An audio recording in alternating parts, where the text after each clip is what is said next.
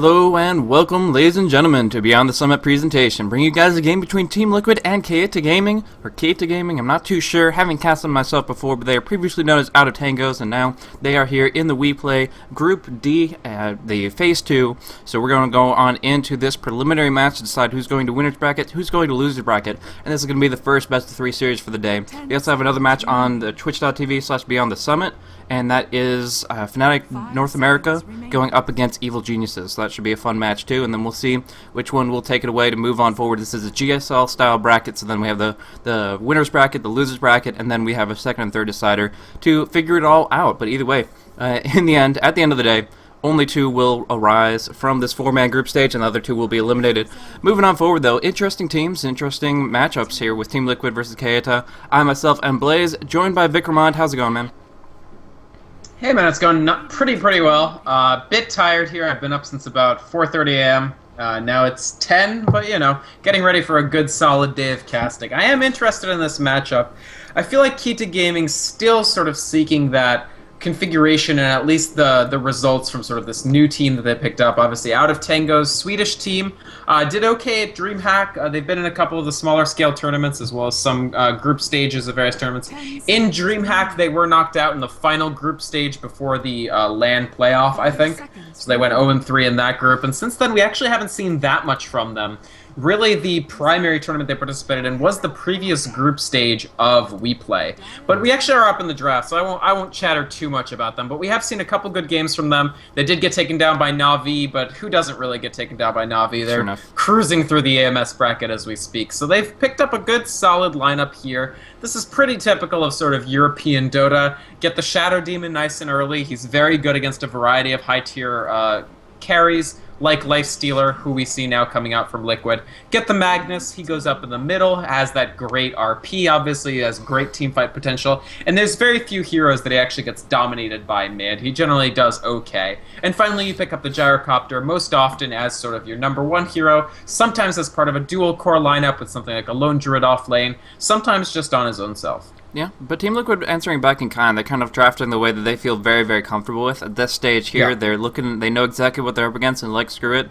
We'll send Bulb on the Clockwork down on that offlane. He's fine versus Shadow Demon Gyrocopter as long as he times his cogs well.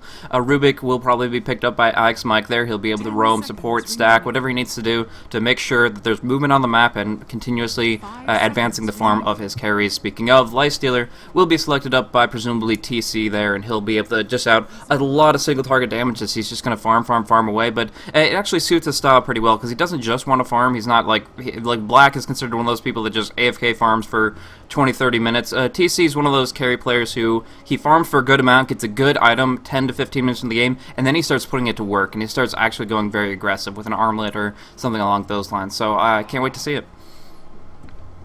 Yeah. I mean, I honestly favor Liquid's lineup a little bit, even though both of these teams have incredibly solid heroes. Like, just on a theoretical lineup versus lineup level, I don't think Liquid have a strong advantage. But on a level of how comfortable are these players with these heroes, how close is it to the ideal hero for them to be playing, I feel like Bulba Clockwork in the last 2 months has impressed me more than Bulba on any other hero. His clock is amazing, and Clockwork, I think, is kind of secretly OP. Like, people don't really talk about Clockwork in the realm of heroes that they regard as overpowered, but he's very, very strong because he can give you just guaranteed fantastic engagements with those perfect hooks. If you can get in and lock somebody down, it's hard to lose that fight. Mm-hmm.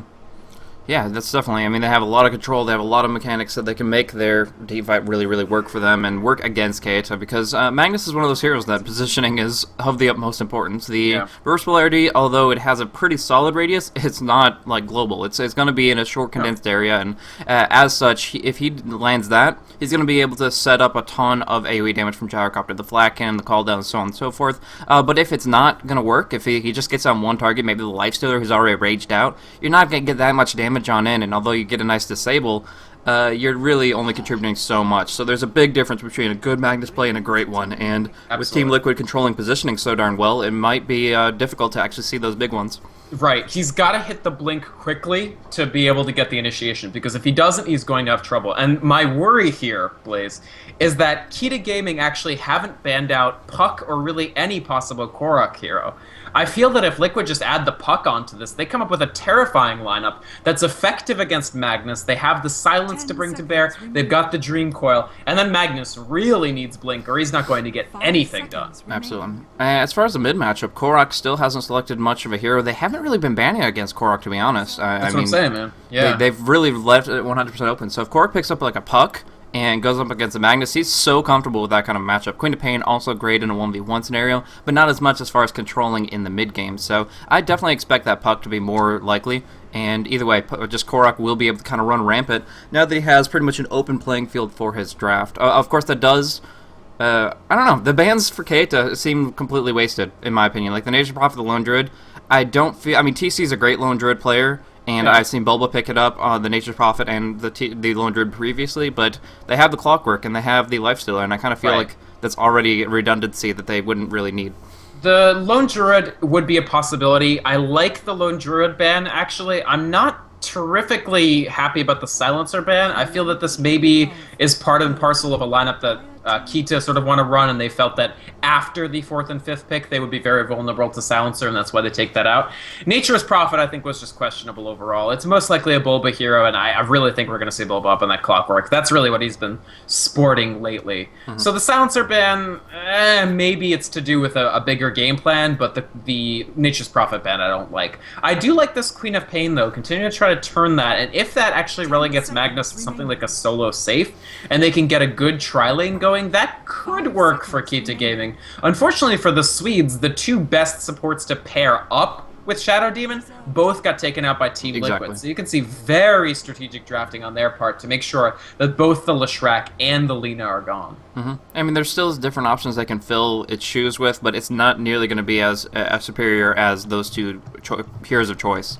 With their AoE stuns that have a little bit of cast animation delay set up by the disruption. So in that sense, in a try versus try situation, if Team Liquid just picks up one really good defensive support, I really don't feel like they're going to be very directly contested in that kind of environment. And if they can control the mid, as it seems to be, with just knowing Korok and knowing that he pretty much has his pick of the litter here, I really do think he's going to be able to do whatever he wants. And yeah, the puck versus either the Magnus or the Queen of Pain, I really think that he's going to have a huge advantage going on into that.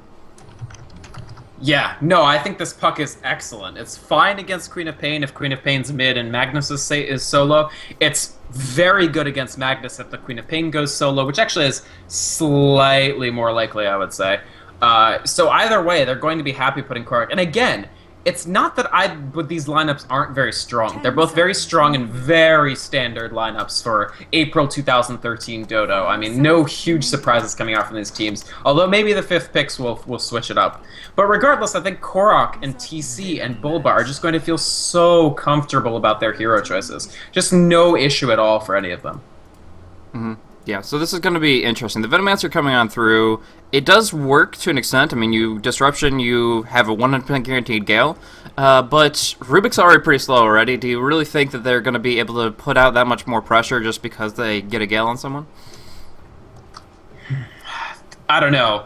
The Veno is, I mean, in theory, there's some synchrony with Gyrocopter. Gyrocopter wants you to stay close, or he wants to stay close to you, and the Gale can provide that. The issue with Venomancer Blaze is not so much that he can't do anything, it's that I feel like he's just going to be food. Yeah. Like, I feel like if they just rotate some of these Chen creeps in from Fluff, and IX Mike lifts the Venomancer, that's it. That's a dead Veno. He has no recourse against TC just eating his face. I mean, and that's really how I think this, if it ends up being a 3v3 lane, how it's going to turn. Yeah. They do have the option of trying to put Phlox up against the 3. It might not be the worst thing, because there's only one stun from the Rubik, the sometimes presence of Chen and Lifestealer, but I don't know, I still feel like it's kind of questionable. Yeah, it's a really odd pick to come out of 5th. I mean, like I said, I understand Gyrocopter wants to have a movement speed advantage so he can control his positioning, kind of stay just outside of melee range of the Lifestealer, but try to stay on top of them close enough for the barrage to take effect. And those can be a major factor, but when the Chen comes in, unless the defensive disruptions are perfect, it's going to be, I think, the Liquid's lane to lose. They have the Chen, the Rubik, and the Lifestealer. That is an extremely powerful tri lane, and TC almost opting for the Quelling Blade outright. No, switches it up a little bit, goes for the Stout Shield, but yeah, no, they're going to be in a great position to just defend this to their heart's content. And yeah, Bulba's going to feel relatively comfortable on this bottom lane. It's 1v1 Gyrocopter versus the Clockwork, whereas Magnus is heading up top. The supports right now looking to ward. Do you think they're going to actually stay in that area or just head back down bottom? Well, it's certainly not going to be a Magnus-based tri-lane. That would be, well, No, actually, now that I think about it, maybe they could just leave Maglev down here. These are typical roles, by the way, for Keita. This is pretty normal. I was happy to see. I thought for a second that they had a stand-in, but it was just Floxplox playing on an alias. So maybe this could tilt it their way. The problem is finding levels for Magnus. I'm very, very concerned. I think this is just a first blood trap. I don't think Liquid know that they're here yet, so they may be trying to trap, get a first blood, and then leave. Because an aggressive tri-lane really robs the heroes in it of XP, and you can't rob Magnus of experience. Like, that's not something that's you should be doing. Weird that Liquid actually popping up Fortify. I think that might have been a misclick. No, they needed it right then. They were so many creeps pushing on the towers, they just could not survive without using it that very second. Right. What's interesting to me too, Blaze, is they actually pooled onto Korok, so they really want to secure that mid lane for themselves, make sure that Saizo gets pressured by Korok here, and then sort of use that to go into a victory. They pooled a Tango onto Korok. He actually has a null talisman, not going for that bottle at all, sort of not worrying about rune control, just worrying about getting the superior damage and control of that lane. Yeah, and Puck has a great base damage to start with, so comparing 59 on the Queen of Pain to 63 on the Puck, it seems so tiny, but yeah, we'll see. Ike's Mike is actually in a terrible spot. He only has 290 MS. Yeah, he's going to be totally zoning him out. Why are they not? They should have gone right there. I mean, he freaking right-clicked for crying out loud. They go on it now, but he's like halfway to his tower, so it's very, very belated. Either way, he's going to get galed up. It might actually be enough here. Yeah, they go in for a skewer. They get the first blood. TC close to getting that denied, but just not finding the opportunity. I definitely think they could have done it a little bit cleaner, starting off right when they saw him, but I guess they were waiting to make sure that... I mean, the Chen would have even have creeps then, so no, they should have gone right when they saw him, but nevertheless, picking up the pieces, finding the first blood. Yeah, I mean, no harm, no foul, or rather, successful harm, no foul, I guess, in this case, where they got the kill, so it's not the end of the world, really, that maybe it was a little bit sloppy. But again, I feel like Keita, they just haven't played that many high-level games lately, and that's sort of why I think maybe it's still a tiny bit rusty. I'm sure they've been practicing and... doing scrimmages and such, but we just haven't seen them play against teams of this caliber. Yeah, it looks like these two want to keep kind of a roaming ganking squad coming on through. Friggerly and Steph style have moved in towards that mid lane. They were going to put some pressure on Korok, but fortunately Fluff and Ike's Mike were able to kind of counteract that intention. As far as their attempts to bring down Magnus, Floxplox has to be extremely careful because Ike's Mike does have that telekinesis and will be able to interrupt Skewer midway to the point that instead of getting like a 600 movement speed projectile in his direction that he wants to go, he's actually just going to go like 100 and then be pulled right back on into the thick of things. So it could be very dangerous, especially if Chen picks up maybe a Dark Troll summoner. The issue for Floxplox will just be timing. It's sort of like a game of waiting, where if Open Wounds hits you, you want to skewer, but then if telekinesis comes afterwards, it's a difficult situation. But he's level 3, like, he's doing well in terms of XP. There's going to come a point, alright, so here we go. This is exactly what we're talking about. He's got to wait. Yeah, the timing of it is very careful, but he feels okay just to take the right clicks there, and they go for it anyways. They're going into the Centaur Stomp. They're going to get a lot of right clicks. They get the Test of Faith. It's almost a high enough roll. The right click comes through, but he gets a block. 8 HP. 8 HP. Two things. The Centaur. Two things could have randomly changed that would have gotten that kill, and it would have been either the Test of Faith rolled just a little bit higher on this pure damage nuke, or that block didn't come on through, which is probably the more likely of two things. So in that situation, oh my goodness, did Magnus luck out? Well, I mean, he lives, which is a big deal, and they wasted. They actually going to have to sort of find another Centaur Conqueror to make that happen again. So. Good play from Floxplox, honestly. Very good. The game of chicken. He sort of won it by keeping his skewer up.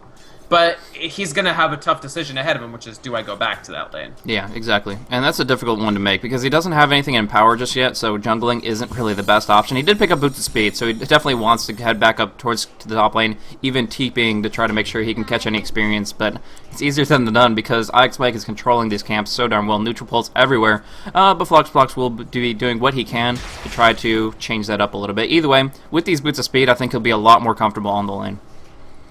Oh yeah, I mean the fact that they did get that first blood secured is a big deal. It gave him a much more comfortable position to work with, and I think I don't know if they pulled region on him. Oh, Korok actually going for Saizo here, but good blink by Saizo, really good timing. It's sometimes tough to know when to blink. It's sort of like the skewer problem actually. When you have tier 1 blink, rank 1 blink rather, on a Queen of Pain, you have to know exactly when to use it and not too late. But very good play by Saizo there. But the thing is, Korok is starting to successfully harass him out, so it's just that stats difference we're talking about. He is muscling Saizo out of the lane.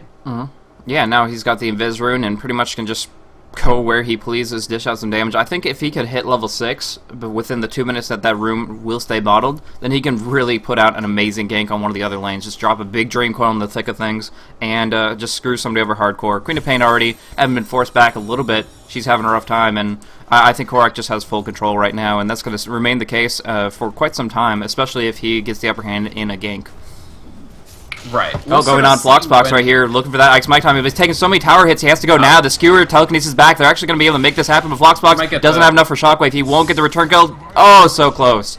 Really, really wanted it, but 10 HP. Ike's Mic the one to walk away here, and now they turn into a tower push. They have a Siege Creep, a couple of range to back it up, and the Conqueror to just mess with the reinforcing creep wave. So in this position here, they're going to be able to do, I would say 2/3 of the tower's HP, if not all of it right here. No, they can get it. They can get the yeah, tower. the Bassie's on, so that keeps the creeps swinging away for quite some time. There is the Venomancer coming in, maybe looking for a super, play war denied or something like that. I don't even know, but in this kind of position, there's really not much that can be accomplished, and they take the tier 1. He picked off Saizo in the middle, by the way. Oh, that's big. Wow, was that accomplished? Dream Coil? Dream Coil and Silence, basically. Yeah. I mean, Korok's just kind of the one that knows the enemy's weakness a little bit, just finding an opportunity where he wears them down just little by little. Then as soon as they hit that HP threshold, then he knows he can just bring them down with a couple of quick spells. He takes that opportunity, and that's a big solo kill. Looking at his experience per minute, he's sitting at 460, even phase shifting out the incoming Shadow Strike. He's just really that all on game. point. It's amazing. Yeah. He's been doing a fantastic job of dodging Shadow Strikes, and, I mean, you can dodge Scream of Pain, and he's actually dodged most of them. Yeah, it's actually why Puck is just so darn good. We see Bulba in a pretty bad spot here. With this Gale to come out after this disruption, yeah, there's no way Bulba can get out of this one. I was just about to comment that I don't feel that Keita are making enough of the Veno Shadow Demon combo, especially if they could somehow get tier 1 boots up on Frigalite. I feel like they could be doing a lot more rotation and ganking. The issue, of course, being that you're not likely to get Korok, so you could waste a lot of time sort of going, back to this lane, then back to that lane. But that Bulba kill is really the first thing they've made happen since the first blood. So quiet game for them, kind of, and they've kept out of Maglev's way, and they have managed the lane. Yeah. But Bulba has still found his levels. He's level 4. Yeah. But since they don't have a hard lockdown, yeah, Korok is pretty much off the table as far as going in and ganking it up. I mean, yeah, an Orchid will come out in the future, but right now Korok actually going on in. He pops the Dream Coil. He will get another kill. This is just too strong. Dodges out the Scream, pops off the Dream Coil, just completely obliterates her, and there's no reinforcements because, as we were talking about, there's not really hard disables between the Venomancer and the Shadow Demon, so in that sense, they don't feel like they're going to be able to accomplish much if they head down to that mid lane. So they're jumping in between top and bottom, but that's a long road to travel without anything acquired, as we see the levels really falling behind. Level 3 Venomancer, level 4 Shadow Demon, whereas the Chen and everybody else is really pulling ahead. I just think that this was very smart strategic prediction from Liquid here, Blaze. They knew from the beginning that if they just gave Korok the tools and they were able to get his stats up high enough that he could bully Queen of Pain in lane, sooner or later he would win that lane. And when you win a lane against Queen of Pain, when Queen of Pain is as important to the composition as she is, Bulba might die bottom, by the way. Second hit of cooldown will probably land. Yeah, that does strike, and the Shadow Poison, the right click, so they're going to be able to finish it off. He does juke through the trees, but of course the Shadow Poison providing vision, there's no chance for him to survive on out. Then on the mid lane a little bit here, Dark Souls Summoner keeping those skeletons active. But yeah, I completely know what you're saying there. I mean, the starting items told the story where they wanted aggression with those stats early on, and then Korok was able to do so much work in the mid lane. But I also gotta say, it comes down to Keita's banning as well. The fact that they didn't take a single Korok hero off the board when that was the hero they were looking for sets up things like this, where they go in, they immediately just incinerate that Queen of Pain with a really good test of faith. And from here, looking for the Venomancer, don't think they'll connect with it, but nevertheless, just finding pickoff after pickoff on their #1 core hero. I mean, this is their solo mid, and they're just throwing it away. Not their #1. Oh, I mean, yeah, they're okay. Right now their highest level Sure. Well, would have been, but I guess Was. the fact that she was having so many issues dropped her down compared to Gyrocopter. Either way, she is number 2, but as far as farm priority, but as far as the fact that Liquid want to prioritize to kill, I actually Sure. think that she should be number 1 because the longer that she has a rank 1 blink, the more opportunities they can just steamroll her over and over. And that's exactly what Liquid have been doing, what they wanted to do. They don't mind Maglev getting farmed, because a Gyro, even when he's doing fairly well, is going to have difficulty actually standing up against all of Liquid's lineup. And so as long as they pressure Saiso, as long as they make sure that he doesn't have a good game as Queen of Pain in the middle, Liquid feel very comfortable with this overall. And the other thing is, it's not just Queen of Pain doing badly. Yeah. It's also Korok doing well. When Korok is able to dominate games like this, it becomes very easy for the rest of Liquid to do what they're good at, which is taking those sort of opportunity generations from Korok and turning them into just control of the entire map. And that's something that Liquid are very, very good at. And Bulba's hookshot is up, so that gives them even more initiation capacity on Keita's heroes. Yeah, that can be used to very great effect. They have lost their tier 1 down and bottom, so he has less ground to stand on, especially with this Observer Ward kind of scouting out his every move, but if he rotates, he can be in a good position to make something happen most definitely. As far as the item breakdown, we are seeing that the armlet is essentially finished on TC. He's like 1 creep kill away. He does have that armlet now, and comparing that to Maglev Grank Train, he's got 1800 banked up, so he can pick up something juicy himself, but for right now, he is only sitting on Treads and Aquila and has to make a decision for some major item because we already see rotation from Liquid. We see they're not smoked up yet, but they do have that available, and I think they're going to try to get Clockwork in the mix of things. Hopefully they don't go too far south, though, because there is an Observer Ward. They're actually dropping the Sentry just to make sure that the smoke will not fail. Good timing from them. It's good timing in that sense, and it's good timing in a broader Oh, sense. they're baiting with Bulba. They're baiting with Bulba. They're going to go right on into this. There's Demonic Purge. Shadow wasn't, hey, there's an entire army behind him, and now all the creeps come out. There's the hook shot to lock him in place. Check them out in the cogs. They do get the disruption off. Hand of God mitigating that call down damage, and now trying to bring down his Death Style. They do actually get the Test of Faith on Bulba. Will it pull it back in time? It does, but Death Style still alive on 50 HP. They get the kill on Rubik and trying to turn it around even further. Bloxbox doesn't get that RP, though. TC getting the open wounds, and he's going to have to commit a spell. No, just dies outright 100%. TC comes on in and yeah, pretty much seals the deal on that action there. TC has a rank 3 open wound, so a very aggressive skill build, and Yes. Clockwork gets the pick. Shadow Demon falls inside the tree line. And Venno. Wow, they cleaned this up. I actually thought they were going to let a couple people get away, but Liquid just not going to allow that when they have such range of initiation. The rockets come on through. Rockets, yeah. And then, of course, the puck landing on top of that Venomancer, dropping him down as well. I mean, this Venomancer's only level 4, so it's no surprise that a couple of nukes can completely destroy his health pool. And the Korok movement there. Actually, he didn't leave until he got another pick off on Saizo, Really? ensuring that he wouldn't be able to join that fight at the bottom. Then rotates all the way over, comes just in time to actually get a great Illusory Orb kill on Venomancer, and helps by bringing down the tower. I think he actually got the last hit on the tower. Yeah, I expect this, should fall here. This is Puck. Oh no, he's going to go mid. He has... Oh, wow. Big Infest, big Dream Coil turning around with the Waning Rift. Rubik does fall, but who cares? They've killed the Queen of Pain for the 5th time, and they're going in on the Shadow Demon. Can't get the path blocks out, but here come the Chen Creeps. Going for that ensnare, no mana, unfortunately, so they're not going to be able to break down Steph Style, but they're certainly going to try. The orb hits, and they get him. Holy crap. Maybe making things happen I don't even expect out of the Korok. I mean, I know how good he is, but shoot, still surprising me each and every time. Yeah, the Shadow Demon just so darn slow without any tier 2 boots. He can't dodge the orb, and he's just going to get dropped down, so really, really strong. Showing from Liquid, they take yet another tower, and again, the biggest problem for Keita right now, a 0-5-1 Queen of Pain. Right. And, I mean, really the story of this game so far is Korok, and Keita are going to have to determine a way to deal with Korok next time. Whether that's pooling even more onto Saizo to make sure that he doesn't lose that mid, or whether it's dedicating more supports over, or banning out Korok heroes, their strategy of this game overall just didn't work. Maglev is doing fine. In fact, you really can't ask more of a number 1 position Gyrocopter than this. Sure. He's got Yasha, he has 1,000 gold, 2-0-1, 81 last hits. He's done great. The problem is, the rest hasn't come together after that first blood. Floxblox, he did okay. He did fine considering he had a tough solo lane even with the first blood secured. He lived probably longer than he had any right to. The problem was mid. Saizo got bullied from literally basically from minute 1 by Korok. And Korok parlayed that into now 7-0-1. They're going to try to get a kill on him here. Alright, so Korok does have the haste room, but gets dispelled by the Demonic Purge. They almost go for the RP, but they wait for that jaunt to come on through before they lock him down with a couple more spells. So, good cancel. And they do finally bring down Korok. I mean, that is a wicked 6 streak, so that's 558 gold to the Magnus. That's putting him actually pretty close to Blink Dagger. He has Arcanes, and he's halfway to it, so a lot better than he was doing before. Right. Now, I mean, halfway is still... He needs a couple more kills, or he needs a little time on farm. I mean, if you look at his gold per minute, it would take him about 3-4 minutes to actually get that Blink Dagger, and 3-4 minutes can be an age when you're facing down against a team with Puck, Clockwork, etc., etc.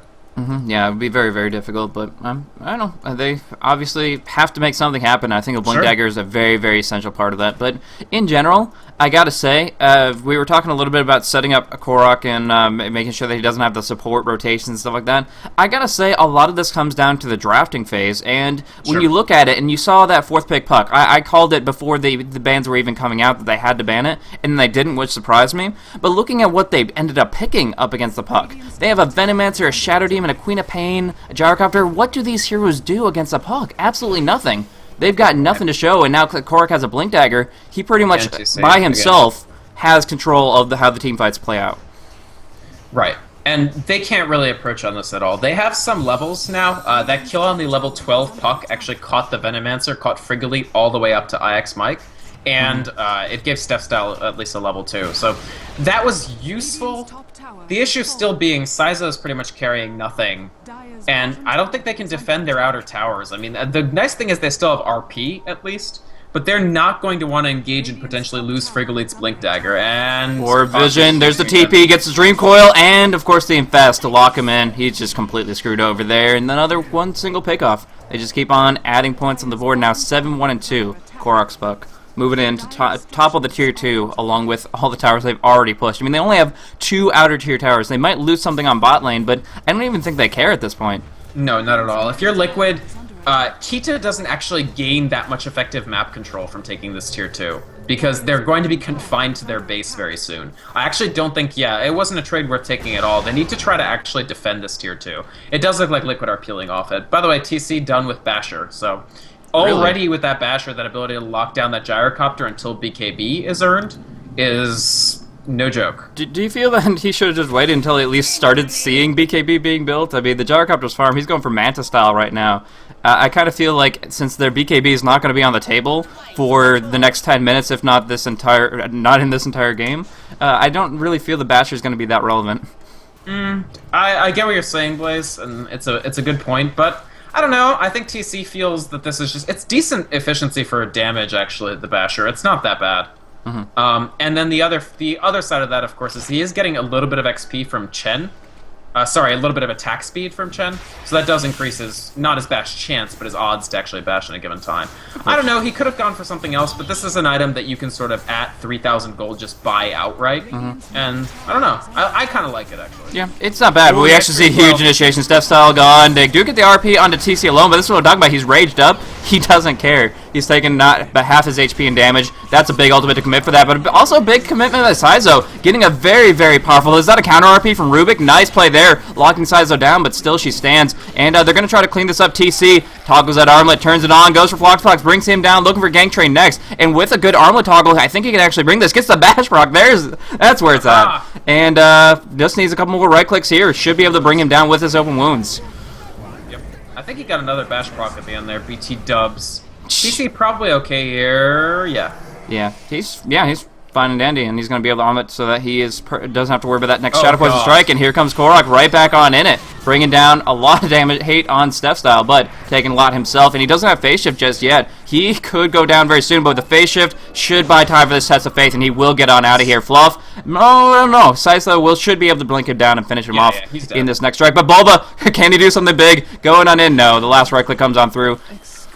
Actually, really good. The blink onto the high ground from Syzo was really smart because it made it much more difficult for the Clockwork to calculate out what he needed to do. I gotta say, Syzo finally speaking up in this game in the last fight with that big Sonic Wave, the Scream of Pain to follow. The counter RP from IX Mike delayed it, but only for so much time.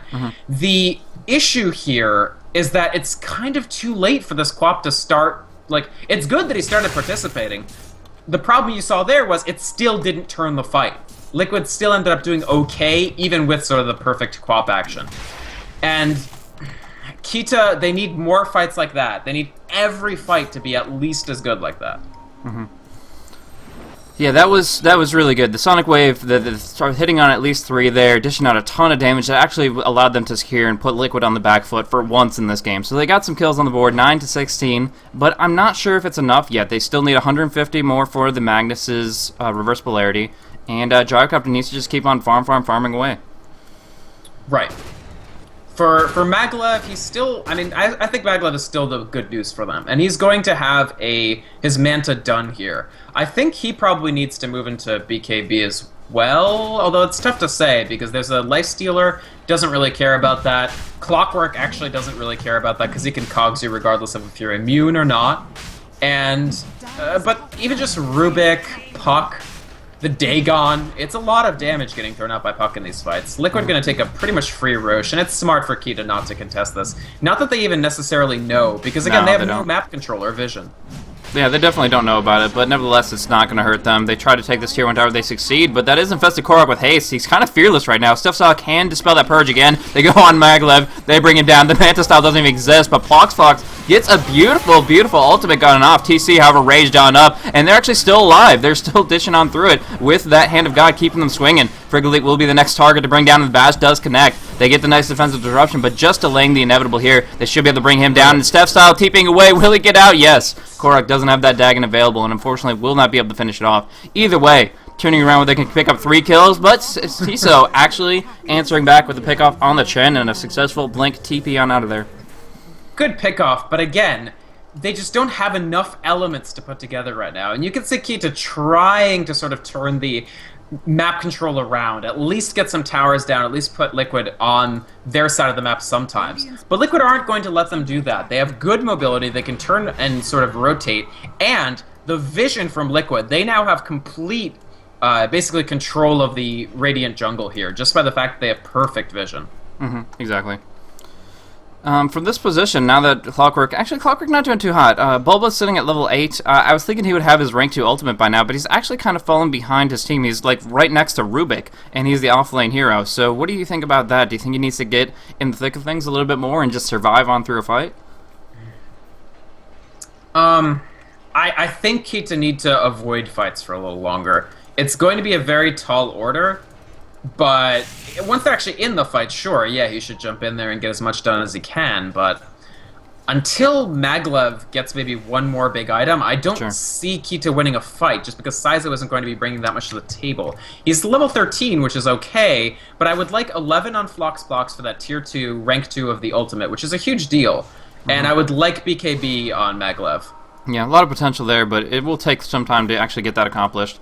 Pretty much their big intention after Maglev's BKB comes out is to kite the Lifestealer hardcore. Just get those, unfortunately, hookshot, not connecting, and that's what I'm talking about. I was talking about him not being level 11 yet and not getting the range. Unfortunately, won't be able to make those plays happen. But, yeah, if Maglev picks up the BKB, Shadow Doom's #1 priority has to be getting that Demonic Purge on the Lifestealer. Otherwise, the Basher is going to make that Black King bar almost useless. Like, it's not useless, obviously, it's still RNG based, but with his increased attack speed from the Sanjin Yasha and presumably soon to be Drum, they're going to be a great spot. Fluxbox looking for a big RP, but instead gets caught up with a beautiful telekinesis. Now with this Rocket Flare, they have enough damage to bring him down really quickly. Just need one quick Fade Bolt, and they have the Blink initiation from Rubik to do it. But first, going on Steph Style, burning him down quickly. He should fall. Yeah, quick Waiting Griff to finish the job there. But they actually didn't bring down the Magnus, surprisingly. Call down. I'm not even sure what that call down was intending to accomplish, but nevertheless did not succeed. We see Floxbox was able to get to the side chop and will be able to TP on out of there successfully. Cizo on the back foot, probably, just going to head up to the top lane. So they're going to let the tier 2 fall. But they did get out with only 1 death. Yeah, I mean, they know they can't take the fights. They know that Korok TC are... Just the 2 of them are enough to ensure that Keita won't be taking any fights anytime soon. And because once Fluff hits that level 2 Hand of God, that's actually going to be a big deal as well, because their healing will be able to counteract a lot of what Queen of Pain can put out. You see him, by the way, building up his BKB as well, so... Oh no, actually I'm completely wrong. He's building up the Scythe of Vice, so... No. What? Who are you talking about? Saizo on the Queen of Pain. No, Actually he switched it up. He overclock. started off with the BKB intentions, and Right. now he's going very ambitious. He knows that they need to get some great disables off, or it's not going to work. But And he's in not that going to case, have it for this tier 3 push. yeah, unfortunate. TC has gone very efficient on his purchases. Getting the Sanjin Yasha is actually pretty much everything he wants right now. It's extra speed, it's extra attack speed, and it's a maim in addition to a bash. So Gyro really won't be able to get away. He's gone Ghost Scepter. I like this actually. But will it be enough to survive? Gyrocopter has a Ghost Scepter. That's definitely something you don't see every day. But actually, I like it though because TC is what he has to fear. yeah, I mean, when he's on the run, he can always just kind of choose an offensive position or a defensive stance. It's really just go in and decide when he wants to go for the right clicks, go for that flat cannon autos, and pretty much just use those 4 seconds to try to get the lifesteal to focus somebody else. To say, okay, well, you can't right click me. Go find another target. Go find a Magnus to chomp on. And as soon as the TC leaves him alone, that's the opportunity for Gyrocopter to start swinging away again and unleashing that flat cannon and actually providing some legitimate damage. Right. My concern is I really like this timing from Liquid, actually. I like what they're doing, which is they've got Aegis, and they know that they can tier 3 push now, and they're not going to let go. And there's no buyback on any of Keita's heroes. Usually the pro of defending high ground is that you can sort of buy back and come back in, so you have extra lives. Sure. But right now, Liquid have more lives than Keita have in Keita's base. They have 6 to 5. Exactly. I would prefer that Liquid had the Drum of Endurance aura to kind of help their push a little bit, but I mean that's just kind of icing on the cake compared to the fact they still have Chain Creeps providing a lot of different powerful auras, and they're chomping away at it one way or another. So yeah, I mean they're doing tornadoes all over. It's just a little bit of a bird dance party going on here, but we do see Call Down, and Tlacken is enough to dissuade them to an extent, but TC is still going to be able to bring down the tower, and from here, do you think they're just going to go all out on the racks?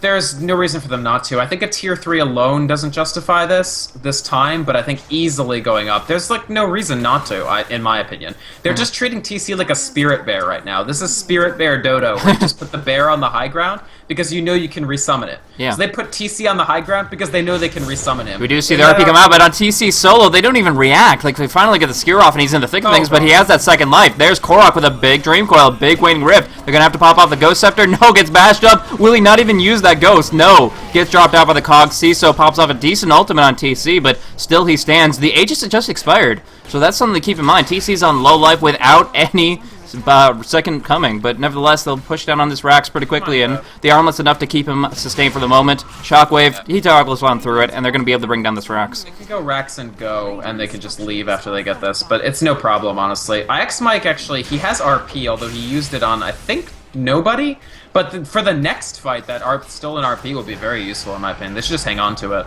They can leave now, no problem. There's nothing Keita can do to punish. They actually got no kills, Blaze. They didn't even kill the Aegis. It just left the old-fashioned way. Yeah, exactly. So just expiring Aegis, they're just like taking away free racks and with absolutely no recompense. So that's going to be a really, really strong for them as they move on forward. Still 22-10. That means the experience is going to keep in their favor 100%. And now that continuous momentum on the bottom lane forces Keita to turtle it up a little bit, and they're not even going to get that much profit out of it. So all of the supports are going to be wasting their time down bottom pushing it out. Maglev is going to have less map control as a whole. And so the farm is going to continuously spiral in favor of Liquid, and in this position here, yeah, I can definitely see them not only taking it away, but going in and not even feeding away another kill. Like, they can go and make these 5-0 swings every single time, especially now that Lifesteal is going to be having a harder task. Right. I mean, keep in mind the fact that TC is living through all of these engagements. This is a 5-0-10 lifesteal. Has been part of 15 fights. That hasn't really dented his farm. In fact, he's farming exactly as well as Maglev, while also having participated in 10 more kills. So, I mean, they have to find a solution to this, and I just still don't think they can fight. What they can do is what they're doing, and Keita, actually, I think this is smart. Smoke up, try to find people for pickoffs. They need to get one-by-one pickoffs, especially on high-value targets like Puck and Lifestealer, and then that'll sort of help the XP situation. The XP situation will help the teamfight situation, and the teamfight situation will help the not immediately losing the game situation. Yeah. But we're talking about like a 10% play here. They need to find these kills. They're going to be difficult to find on a map that they don't control, versus a team that so far has had just vastly better execution. Yeah, 100%. And in this position, it's harder and harder to accomplish. I think Queen of Pain getting a big item would shift things a little bit more in their favor, but the indecisiveness that she's kind of put out with her current selection of, is plus 20 strength and plus 10 to agi and intellect, it's not doing too much for her now, and she really needs to actually finish something off, but she doesn't have much time to work with. Split pushing up on the top lane while they're just hammering down on this mid-tier 3, so they're going to be able to bring this down very, very swiftly, despite the Plague Wards doing the best they can to force the enemy out of the base. Keep an eye on IX Mike in this next fight, because he could seal the deal single-handedly. No, he ran out of time. Oh, that's unfortunate. He steals a skewer, but anyways, the big thing here is the Korok using a Dagon 5. Yep. Are you kidding me? He's 13-1. Why not have a Dagon 5? I don't know. I thought there would be a mild transition. I thought there would be a Dagon 3, but I saw Dagon 1. And then I clicked him. The next time I clicked him, he had Dagon 5. It's just like out of nowhere. Bulba jumping on in, catching out Frigolite, and what can you do as a Venomancer? Just nothing. Korok again with the Dagon, single burst. Why the heck not? Bring him down. Just pub stomping at this point. Buybacks coming out through. They pop off everything. They really want something here. Frigolite going to get dropped down immediately, though. 3 right clicks is all he needs. Step style, next target. He doesn't even get the Demonic Purge. Just gets bashed and incinerated. Oh, Maglev dropping down as well. The Rack's about to fall. They got to call it here. They're popping off buybacks. They're desperate, but they just have to realize that there's nothing for them. They don't even get their RP off. Like, they don't even have a chance for a team fight because the picks come through over and over. Oh, skewer. Oh, where are you going, Rhino? Tossing him right back on in. But anyways, just too much. Even Bulba getting forced forward to catch out on Cogs. Maglev caught out once more after that buyback. It looks like he actually survives, but, to what end? Really, nothing being accomplished here. They're gonna end up falling, and they're just playing around with some Fountain Dive Dota. Yeah. I don't know. Keita are gonna have to come up with something different for Game 2, I really think. Whether it's just an all-in composition or a different drafting, they can't lose mid by this much. They just can't. TC had an amazing game too, frankly, and as the game wore on, TC was more and more of a force. But the early and mid game belonged to Korok. 14-1-8 puck, destroying the mid lane. I think 3 solo kills, or 2 solo kills on Saizo, and then several that other people just sort of contributed to. Mm-hmm. Exactly. You can't lose mid by that much, and you can't do it to Korok, who's a mid who's going to take that and really just do more and more with it. Mm-hmm. Yeah. It's just, more and more, you see lasers coming out of this little fairy dragon, and you know that there's something that went wrong quite a bit down the road, but it was definitely those early ganks. First, just a quick little pick-off, a little bit of a rotation, and then from there, just continuously solo kill after solo kill. Every time Drinklaw was off cooldown, it seemed like he had whittled down the Queen of Pain just enough, and of course, Saizo was just underestimating him, so he underestimated Korok, he paid the price, and as such, we're looking at the end result is a 3-5-3 Queen of Pain. She hasn't actually died in quite some time, but those 5 deaths early on were just so costly.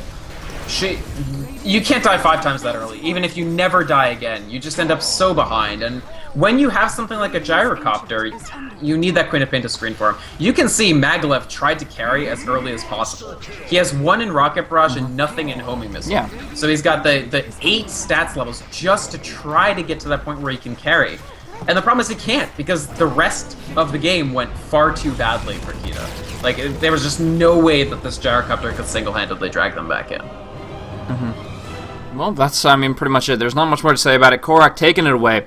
Team Liquid, just really, really solid movement, rotation. Expected a little bit more out of Bulbo, but beyond that, the rest of the team did so strong that it just wouldn't have been a factor no matter what. So, great control. We're very limiting as far as Magnus' options for polarities throughout every single team fight. And from there, locking down CISO, building up the puck. 17-1-9. There's not much more to say than that Dagon right there. 5. Yep, truth. And the Veil of Discord, just gotta amplify it up. If you're gonna get the Dagon 5. He's upset that Skywrath Mage isn't in CM yet, so he's just practicing on it the best he can. There's Chen for Penance. Yeah. No joke, man. Penance is good. Sure enough. Anyways, that is going to be it. So it goes away.